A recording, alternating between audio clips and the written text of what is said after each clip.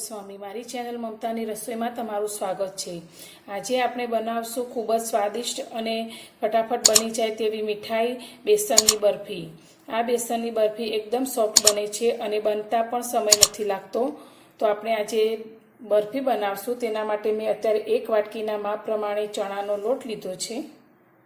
આપણે ગેસ પર એક કઢાઈને ગરમ કરવા મૂકી છે અને તેમાં આપણે હવે ઘી એડ કરીશું। તો જે વાટકી આપણે ચણાનો લોટ લીધો છે તે વાટકીના માપ પ્રમાણે અડધાથી પણ ઓછું એવું આપણે ઘી એડ કરીશું। માપમાં આપણે આ ચમચી છે તે 4 ચમચી જેટલું આપણે ઘી લીધું છે।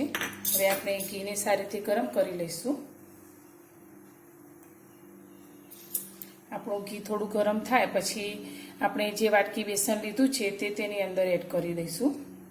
તો આપણે આ રીતે ધીમે ધીમે બધું જ બેસન તેની અંદર એડ કરીશું। હવે આપણે ગેસની ફ્લેમ એકદમ ધીમી કરી લઈશું અને આ લોટને એકદમ ધીમા ગેસ પર આપણે સારી રીતે આ રીતે મિક્સ કરી અને શેકીશું।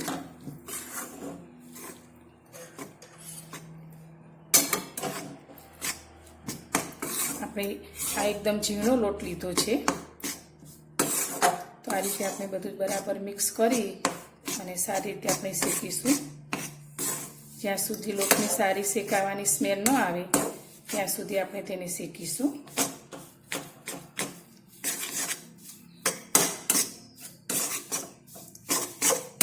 આ રીતે 5 થી 7 મિનિટ સુધી આપણે શેકવાનું છે। આપણે લોટ ઝીણો લીધો છે એટલે શેકાતા બહુ વધારે સમય નહીં લાગે અને આપણે એકદમ ધીમા ગેસ પર શેકીશું।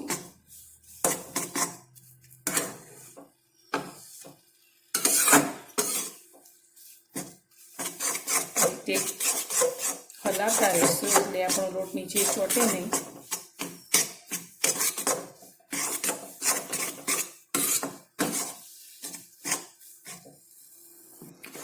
આ લોટ સારી રીતે શેકાઈ ગયો છે। તમે જોઈ શકો છો એકદમ સરસ ઘી પણ છૂટું પડી ગયું છે અને લોટને શેકાવાની સ્મેલ આખા રસોડામાં એકદમ સરસ આવે છે। તો હજુ પણ આપણે આને થોડો સોનેરી કલરનો થાય ત્યાં સુધી શેકીશું।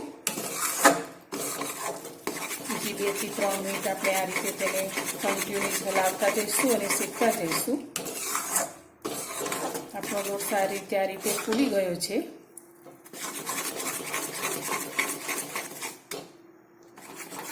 આપણો લોટ આ રીતે સરસ રીતે શેકાઈ ગયો છે। તમે જોઈ શકો છો તેનો કલર પણ બદલાઈ ગયો છે। એકદમ સોનેરી કલર આપણા આ લોટનો થઈ ગયો છે।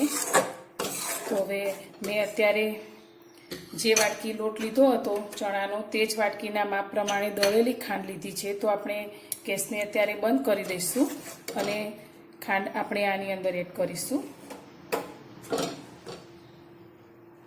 ખાંડને તમે તમારા ટેસ્ટ પ્રમાણે વધારે ઓછી કરી શકો છો।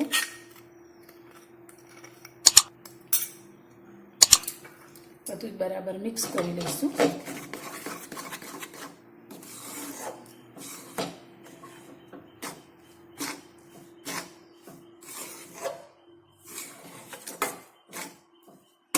મિક્સ કર્યા પછી ફરી આપણે ગેસને ચાલુ કરી અને 1 મિનિટ માટે હલાવશું।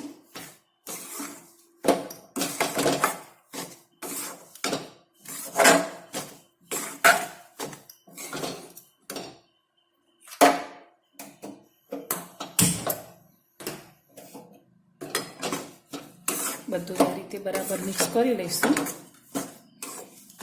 આપણી આ બરફી ખાવામાં એકદમ સોફ્ટ બને છે અને આને બનાવતા પણ વધારે સમય નથી લાગતો અને એકદમ સરળતાથી આપણી આ મીઠાઈ બનાવીને તૈયાર થાય છે।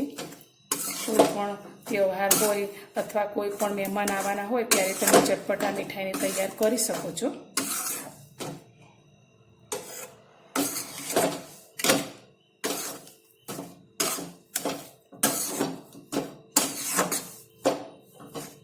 આપણી મીઠાઈ સરસ રીતે બનીને તૈયાર થઈ ગઈ છે। હવે આપણે એક મોલ્ડમાં આને સેટ કરવા મૂકીશું।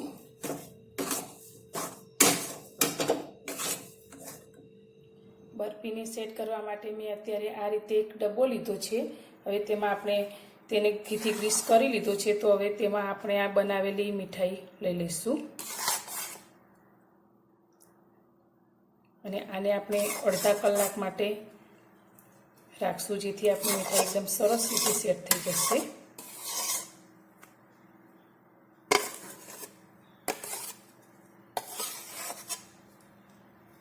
આપણે મીઠાઈને સેટ કરી 10 મિનિટ જેવું થઈ ગયું છે. તો હવે તેના ઉપર આપણે આ કાજુ અને બદામથી ગાર્નિશ કરીશું. તમે તમારા મનપસંદના ડ્રાયફ્રૂટથી તેને ગાર્નિશ કરી શકો છો. તો આ રીતે આપણે તેની ઉપર કાજુ બદામના ટુકડા લઈ લઈશું અને આને ફરી આપણે 20 મિનિટ જેવું સેટ કરવા મૂકશું. ડ્રાયફ્રૂટને આપણે આ રીતે પ્રેસ કરી લઈશું. 30 મિનિટ જેવું થઈ ગયું છે અને આપણી આ બેસનની બરફી સારી રીતે સેટ થઈ ગઈ છે. તો હવે તેમાંથી આપણે પીસ કરી લઈશું. તો આપણે મનપસંદના પીસ નાના મોટા કરી શકીએ છીએ. આપણે આ રીતે પીસ કરીશું.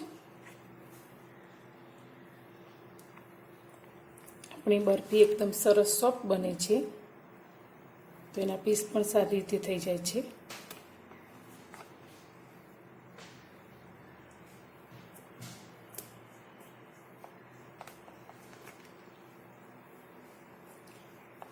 મારી આ બરફી બનાવવાની રીત તમને સારી લાગી હોય તો વિડીયોને લાઈક જરૂરથી કરજો અને મારી ચેનલ પર જો નવા હો તો ચેનલને સબસ્ક્રાઈબ પણ કરજો.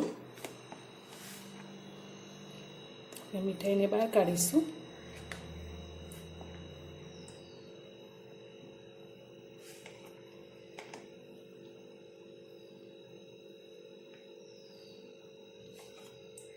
તમે જોઈ શકો છો આપણે એકદમ સરસ મીઠાઈ બનીને તૈયાર થઈ છે.